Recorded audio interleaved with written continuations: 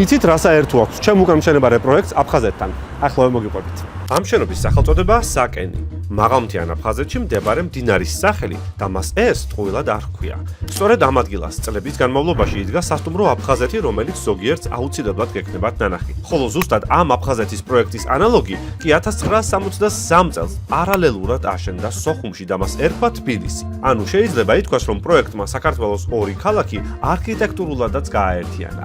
ასევე საკენი გახლავთ სოფელი აფხაზეთის მთებში, ზღვის დონიდან 920 მეტრზე და მდებარეობს მდინარე საკენთან.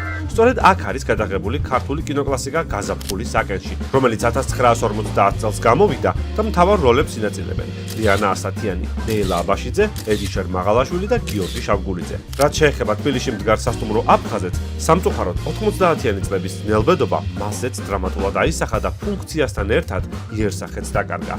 ჩემთვის, როგორც გაგრაში დაბადებულისთვის, მნიშვნელოვანია ჩვენს მეტყველებასა და აზროვნებაში დაბრუნდეს აფხაზური ტოპონიმები და ძალიან მიხარია ამ ამბავში ბიზნესის ჩართულობაც.